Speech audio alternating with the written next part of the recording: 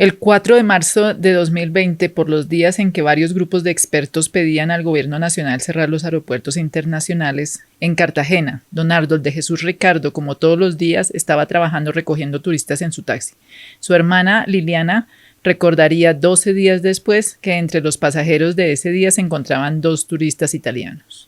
El mismo 4 de marzo, en el país de origen de los turistas, el fotógrafo Guglielmo Mangiapane fotografiaba a un hombre de ojos preocupados quien portaba sobre su rostro una mascarilla facial marcada con las siglas FFP2, la cual impedía ver el resto de su gestualidad. Más o menos a esa misma hora, Lucia Anzolina, ministra de Educación italiana, anunciaba a todos los medios europeos que su país cerraría universidades y escuelas de manera preventiva hasta el 15 de marzo, un día antes de que don Arnold falleciera en la clínica Cartagena del Mar por un cuadro de neumonía adquirida y de que su hermana diera positivo para el COVID-19. Y este es solo el inicio de nuestra historia. Para ese entonces en Colombia ya habían 75 casos confirmados de la enfermedad del momento, la misma que nos acompaña hasta nuestros días. Ese mismo 16 de marzo las entidades territoriales reportaron la prohibición de eventos masivos y el cierre de fronteras fluviales y terrestres. 9 días más tarde, el 25 de marzo, el país entero entró en confinamiento, pero el aeropuerto Rafael Núñez permaneció abierto hasta el 27 del mismo mes. Este virus invisible y cuya compañía nos resulta asfixiante en más de un sentido, al contrario que la administración nacional, no actúa de manera centralizada. En este diverso y extenso país, los decretos locales debían y deben pasar por revisión y aprobación en alguna o quizás incluso varias oficinas del Ministerio del Interior en Bogotá. Igual de contrastante es ver cómo las disputas en las que participa el coronavirus siempre son en contra de agentes biológicos que contradicen directamente sus propósitos, mientras, por ejemplo, disputas entre la Superintendencia de Salud y la Gobernación del Magdalena por la intervención del Hospital Departamental, como a la que fuimos testigos en mayo, demuestran que la coordinación entre las partes de nuestro sistema centralizado es mucho menos eficiente que la del virus. Para ese entonces, el viejo hábito de saludar de abrazo o de beso estaban temporalmente suspendidos. Las imágenes de rostros cubiertos por mascarillas que llegaban desde Europa ya se veían en las calles del Caribe, pero ahora bajo una sensación térmica de entre 32 y 34 grados centígrados. Todos usaban el rostro de preocupación que había retratado Guglielmo Mangiapane. Pues teníamos miedo, nadie entendía nada, solo que había una nueva enfermedad que causaba su muerte a quienes se contagiaban y que por tanto todos éramos un peligro para los demás. Ya no se podía estar en la terraza hablando con los vecinos. La vida normal se había acabado.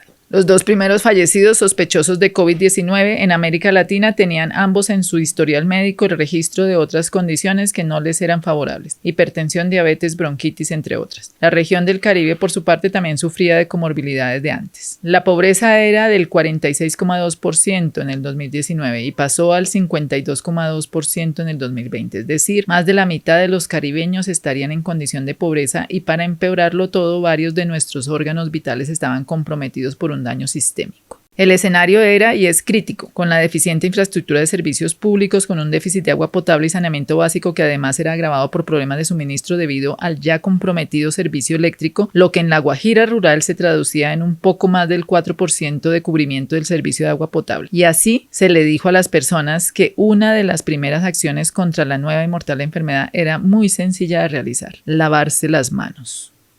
El mismo 27 de marzo, en que el aeropuerto de Cartagena cerraba, las comunidades guayú de Augüero, en una ribacha en cuarentena, protestaban ante la dificultad que les significaba una indicación tan simple, y lo hacían bajo el lema Augüero sin agua. Un año después, con 5.500 veces más casos y 13.050 veces más fallecidos, 226 extrabajadores de Cerrejón, despedidos sin justa causa, bloqueaban la línea férrea hacia Puerto Bolívar.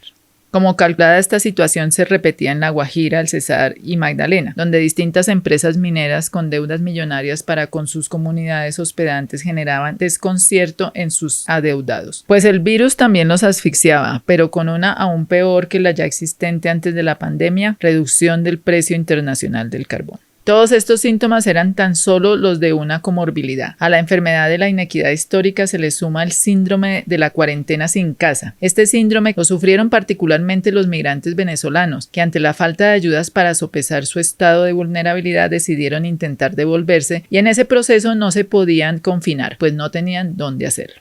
También en San Andrés y Providencia, así como la mayoría de los territorios periféricos donde tuvieron que afrontar la pandemia con hospitales sin recursos, como si no tuvieran suficiente de qué preocuparse, el huracán Iota de categoría 5 dejó devastado el archipiélago. Ante la emergencia, a las islas se envió una gran comisión de mensajes de aliento. La fórmula médica para tratar la tragedia fue intentar curar al enfermo con buenos deseos de manera dosificada y mientras se lograba apaciguar el impacto de la noticia. Como sabemos, este fue otro mal diagnóstico. Es así que nuestro sistema inmune, el sistema de salud pública para nuestro caso, basado en el aseguramiento individual, ha impedido generar una cultura de cuidado y prevención y ha limitado la posibilidad de trabajo intersectorial, que como nuestra historia ya ha demostrado es importante para promover la salud. Es así que el país ya enfermo y con múltiples comorbilidades sistémicas recibió y hospedó al SARS-CoV-2. ¿Cómo esperar un buen resultado frente a este turista indeseado cuando en el Caribe, por ejemplo, se ha venido aumentando la presencia de enfermedades crónicas como la obesidad, la hipertensión o la diabetes, entre otras? Porque mientras el presupuesto de carreteras se ve envuelto en escándalos de corrupción, los entornos saludables planeados desde perspectivas para la vida ni siquiera tienen andenes para empezar a caminar.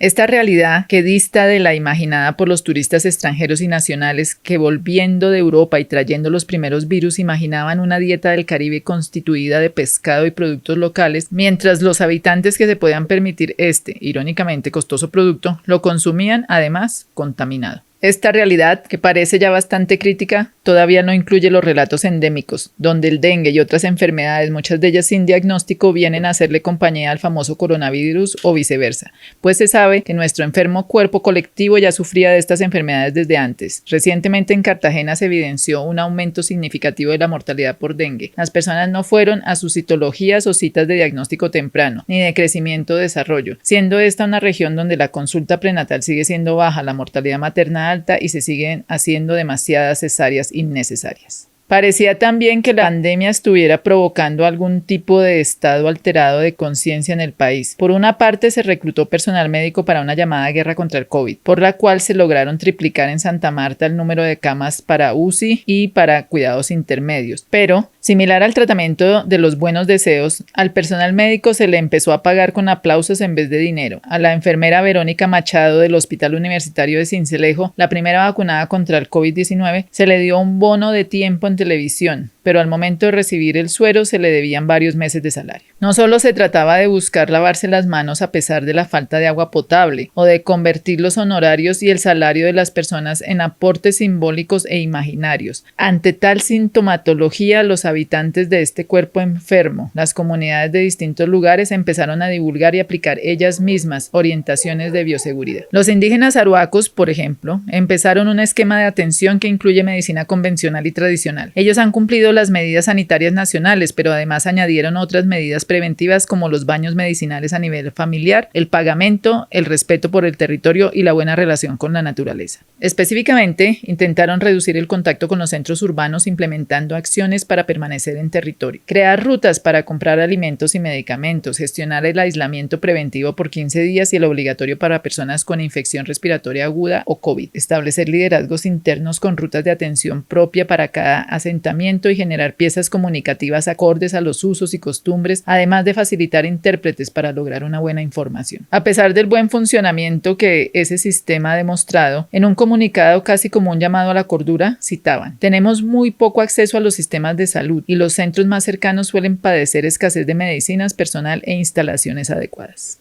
Entre otras personas involucradas en reacciones similares, Inilida Ballestas, una lideresa con amplio trabajo en la salud de las mujeres y miembro de la Asociación Colombiana de Salud Pública, también ha relatado la afectación del estado físico y emocional de las personas en las comunidades de la zona de Montes de María y Canal del Dique, en el norte de Bolívar. Aunque se han aplicado los protocolos, aislado los casos sospechosos y en general se han presentado menos casos que en las ciudades, cada muerte ha supuesto una pérdida incalculable. Para resistir, han combinado terapias, tratamientos medicalizados y alternativas locales. Siendo tierra de apicultores, se ha usado la miel y también bebidas de oréganos, limón, menta, hierbabuena y jengibre para atender a las personas con condiciones no tan graves. Y aquellos en situaciones más complicadas los han remitido al médico, donde los han tratado como una gripa normal, pero no se sabe porque no tienen pruebas. Su precavida voluntad no es, sin embargo, un reemplazo para un sistema de salud que de momento les satisface la información sobre vacunas y ha logrado que cuando éstas llegan, por lo general en las comunidades han acudido a vacunarse. Sin embargo, elementos como los tapabocas los han hecho ellas mismas, así como los procesos de educación sobre el distanciamiento. El PRAS no se ha aplicado de manera masiva, pues son los mismos miembros de la comunidad quienes lo adelantan, haciendo resistencia a sus propias limitaciones. Hoy 25 de agosto me gustaría terminar la historia y decir que todo esto es tan solo un mal sueño del que hemos despertado en el momento mismo de finalizar este párrafo. Por desgracia no es así. Este es un mal sueño colectivo en el que despertamos todos los días, no desde finales de 2019 cuando se supo del primer caso, ni desde marzo de 2020 cuando llegó a nuestras ciudades, pueblos y veredas, sino desde hace muchos más años. Nuestro acompañante invisible y peligroso podría ser de hecho un aliado para forzar el cambio a un sueño distinto. El SARS-CoV-2 fue importado, pero nuestro sistema de salud también. Al contrario que las comunidades de las que les he relatado, que han intentado y han tenido éxito en contra de todo pronóstico, nuestro sistema inmune colectivo no ha sido diseñado con conocimiento local, acorde a las necesidades de los territorios. Es más bien producto de un desvarío como pretender que sea sencillo lavarse las manos sin agua o pagar salarios con aplausos. El sueño en que les propongo nos intentemos despertar es de un sistema de salud descentralizado, de un modelo centrado en la APS y una lógica intersectorial que permite integrar los distintos órganos de nuestro cuerpo enfermo. Se trata de hacer un diagnóstico adecuado y entender que si los pulmones no funcionan bien, el corazón también sufre. Así, el objetivo del tratamiento sería lograr una integración real de los distintos sectores de la planeación de acciones pensadas desde la vida y la salud.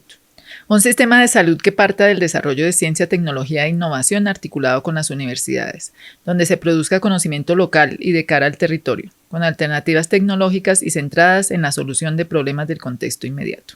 Desde el acceso a los mínimos vitales de agua y aire, la transición a ciudades sostenibles, el afianzamiento de relaciones sanas con la naturaleza y la generación de una cultura que integre saberes comunitarios y ancestrales. Esta es una crónica que no les puedo contar porque aún no ha sucedido, porque a diferencia de nuestra pesadilla actual, esta historia aún no es real, pero podría empezar a ser contada en un tiempo que esperemos sea poco, más o menos así. Muchos años después, y casi olvidando a la pandemia más grande de la humanidad, nuestro cuerpo colectivo se despertó en su realidad y exclamó: «Sané».